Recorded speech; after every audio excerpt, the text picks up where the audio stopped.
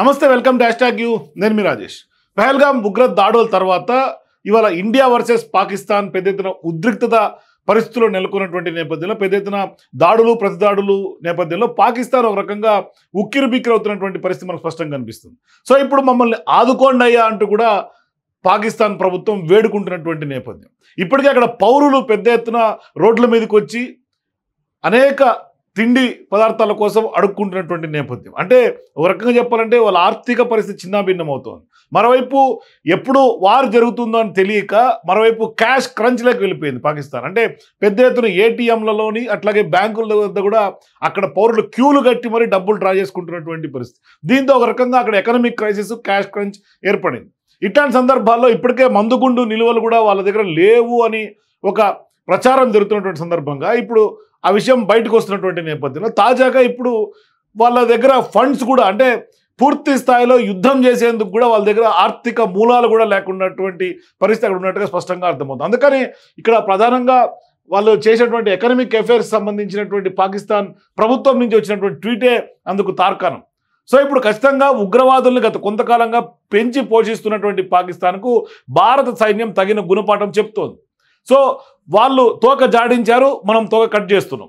So ఇప్పుడు operation Sindoor పేరుతో పాక్పై భారత్ సైన్యం విరుచుకుపడుతోంది. పెద్ద ఎత్తున కరాచీ పోర్టును ధ్వంసం చేశాం. అట్లాగే చాలా వరకు నగరాల్లో ఇవాళ భారత్ ధీటైనటువంటి జవాబు చెప్పింది, పెద్ద ఎత్తున బాంబుల వర్షం కురిపించింది. సో ఇప్పుడు భారత్తో పాటుగా చాలా నగరాలను టార్గెట్ చేస్తూ కూడా పాకిస్తాన్ క్షిపణులు, డ్రోన్లు, ఫైటర్ జెట్లను ఉపయోగించి దాడులకు తెగబడింది. అయితే ఆ భారత వైమానిక రక్షణ వ్యవస్థ ఏమాత్రం తగ్గకుండా దానికి ధీటుగానే పాక్ పైన వాటిని రిటాలియేట్ చేసింది. మరోవైపు పెద్ద ఎత్తున న్యూట్రలైజ్ చేసింది.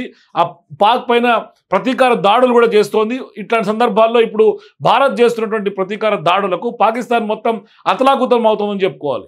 పెద్ద ఎత్తున అక్కడ ఉన్నటువంటి ప్రజలందరూ కూడా బిక్కుబిక్కుమంటున్నటువంటి పరిస్థితి. ఇప్పటికే పాకిస్తాన్లోని చాలా నగరాలు విధ్వంసమైనవి. దాదాపుగా 100కు పైగా ఉగ్రవాదులు మృతి చెందారు. కానీ కేవలం మన టార్గెట్ అంతా ఉగ్రవాద నిర్మూలనే టార్గెట్గా భారత్ అడుగులేస్తోంది.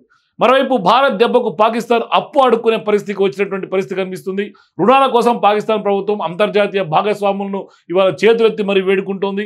పెరుగుతున్నటువంటి యుద్ధం, పడిపోయినటువంటి స్టాక్ మార్కెట్ల మధ్య ఉక్కిరిబిక్కిరి అవుతోంది. పాకిస్తాన్ అంతర్జాతీయ భాగస్వామ్యాలకు సంబంధించిన రుణాల కోసం ప్రాధాన్యపడే దారుణ స్థితికి పాకిస్తాన్ ఇప్పుడు అక్కడ ఏర్పడినటువంటి పరిస్థితి. సో ఇప్పుడు పాక్ ప్రభుత్వం అంతర్జాతీయ భాగస్వాములకు సంబంధించి వాళ్ళ మిత్రులతోటి రుణాల కోసం విజ్ఞప్తి చేస్తుంది. ఏకంగా అడుక్కుంటున్నటువంటి పరిస్థితి, బెగ్గింగ్ చేస్తున్నటువంటి ట్వీట్ ఒకటి బాగా వైరల్ అవుతోంది సోషల్ మీడియాలో.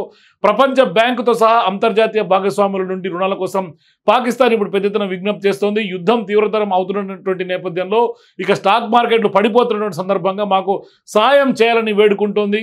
అయితే ఇప్పుడు పాకిస్తాన్ పైన IMF సమావేశం కూడా కానున్నటువంటి నేపథ్యంలో పాకిస్తాన్ ఆర్థిక సంక్షోభం నుండి కాపాడడానికి అంతర్జాతీయ ద్రవ్య నిధి మరి ఈరోజు సమావేశం ఏర్పాటు చేయబోతున్నట్లు తెలుస్తుంది. మరి అయితే IMF నిర్వహణలో భాగమైనటువంటి భారతదేశం కూడా ఈ సమావేశంలో పాల్గొనబోతోంది. కాబట్టి మరి ఖచ్చితంగా పాకిస్తాన్కు రుణాలు ఇచ్చే అవకాశం లేకుండా భారత్ అక్కడ కూడా కొంత అడ్డుకునే అవకాశాలు స్పష్టంగా కనిపిస్తుంది. అడ్డుకునే పరిస్థితి అక్కడ ఎక్కువ శాతం ఉంటుంది.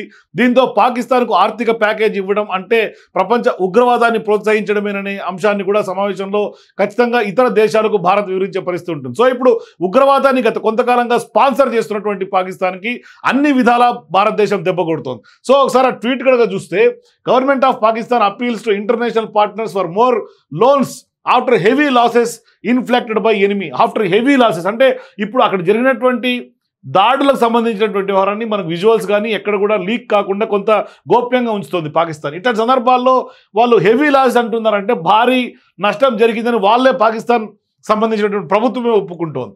మరోవైపు amid escalating war and stocks crash we urge international partners to help deescalate nation urge to remain speed study fast. World bank అట్లాగే ఇండియా పాకిస్తాన్ వార్, పాకిస్తాన్ జిందాబాద్ అంటూ కూడా వాళ్ళు చేసినటువంటి ట్వీట్. కానీ ఇక్కడ కూడా పాకిస్తాన్ బుకాయింపు. అంటే వాళ్ళకు కావాల్సింది అడుక్కోవటం. అంటే ఇప్పుడు అక్కడ లేదు, గతి లేక అడుక్కుంటున్నటువంటి పరిస్థితి. సో ఇప్పుడు గతి లేక అడుక్కుంటున్నటువంటి నేపథ్యంలో దాంట్లో కూడా బుకాయింపు. అంటే ఈ ట్వీట్ మేము చేయలేదు, ఇది కేవలం మా ట్విట్టర్ హ్యాండిల్ని కూడా హ్యాక్ చేశారు, హ్యాకర్స్ యొక్క పని అంటూ కూడా చెప్పినటువంటి పరిస్థితి. ఒకవేళ హ్యాకర్స్ చేసినటువంటి ట్వీట్ అయితే మరి ఆ ట్వీట్ని ఎందుకు డిలీట్ చేయకుండా అట్లాగే ఉంచుకుంది పాకిస్తాన్? సో ఇదంతా ఒక బుకాయింపు డ్రామాగా సృష్టిస్తోంది. వాళ్ళే మిజైల్స్ డ్రోన్లతోటి దాడికి తెగబడ్డారు. వాటిని మనం సురక్షితంగా మన స్వీయ రక్షణలో భాగంగా మనం రక్షించుకున్నాం. అట్లాగే వాళ్ళకు సంబంధించినటువంటి మిజైల్స్ని డ్రోన్ల దాడిని అరికట్టగలిగాం, నిలువరించుకున్న తర్వాత కౌంటర్ అటాక్లో భాగంగానే దాడులకు పాల్పడ్డాం. ఇండియన్ ఆర్మీ అట్లాగే సక్సెస్ఫుల్గా కొట్టిందని చెప్పుకోవాలి. అంటే వాళ్ళ దగ్గర పూర్తి స్థాయిలో మెకానిజం ఫెయిల్యూర్, డిఫెన్స్ మెకానిజం లేకపోవటం, ఇట్లాంటి అన్ని వ్యవహారాల్లో కేవలం వాళ్ళ దగ్గర ఉన్నటువంటి ఎప్పుడో పురాణ కాలం నాటి తుపాకులు పెట్టుకొని కాల్చుకోవటం తప్పితే ఎల్ఓసి గుండా అక్కడ ఉన్నటువంటి వీర జవాన్లని చంపటం తప్పితే పాకిస్తాన్కి పెద్దగా ఏమీ చేయలేనటువంటి పరిస్థితి. అంటే వాళ్ళకి ఇప్పుడు ఏం చేయాలో కూడా పాలుపోనటువంటి పరిస్థితి. సో ఇట్లాంటి సందర్భాల్లో అడుక్కోవడమే దిక్కైంది. ఆఖరికి నిన్న రాత్రి నుంచి అనేక సెక్టార్లో ఊరి కానీ పూంచ్ కానీ ఇట్లా అనేక సెక్టార్లో ఎల్ఓసి దగ్గర కాల్పులకు తెగబడుతున్నటువంటి సందర్భంగా అక్కడ కూడా ఒక జవాన్ కూడా వీరమరణం పొందినటువంటి పరిస్థితి. ఆయన మురళీ నాయక్ అని శ్రీ సత్సాయి జిల్లాకు సంబంధించి గోరెంట్ల దగ్గర ఆయన గ్రామం ఉంటుంది. ఆయన ఇవాళ అసువులు బాసాడు. దానికోసం పెద్ద ఎత్తున ట్వీట్లు కూడా పెడుతున్నారు. వీర మరణం పొందినటువంటి ఆ జవాన్కు నిజంగానే సెల్యూట్ చేయాల్సింది మనం అందరం కూడా. ఖచ్చితంగా ఆ కుటుంబం ఆత్మశాంతి కలగాలని అందరూ కోరుకుందాం. సో మీరు కూడా ఖచ్చితంగా నిజంగా ఆర్మీకి అంతా నిలబడి స్టాండ్ అంటే మనందరం కూడా ఒకటి అని యునైటెడ్ నేషన్ ఫస్ట్ అని యునైట్ అని చెప్పాల్సినటువంటి సందర్భం ఇది. ఖచ్చితంగా ఆర్మీకి వ్యతిరేకంగా పోస్టులు చేయడం కానీ డిమోరలైజ్ చేసే విధానంగా ఇక్కడ మాట్లాడకుండా ఖచ్చితంగా మనం అందరం ఒకటే అని రాజకీయాలకు తావు లేకుండా ఇండియా అంతా ఒకటే అని చెప్పాల్సినటువంటి సందర్భం ఇది. మనందరం ఖచ్చితంగా యునైటెడ్గా నిలబడాల్సినటువంటి సందర్భం. సో ఇట్లాంటి సందర్భాల్లో పాక్ అయితే మాత్రం గతి లేక అడుక్కుంటున్నటువంటి పరిస్థితి స్పష్టంగా కనిపిస్తుంది. చూద్దాం మరి భవిష్యత్తులో ఇంకా ఏమేమి జరుగుతుంది, పరిణామాలు ఎంత వేగంగా మారుతాయనేది కూడా. For more videos, please watch #.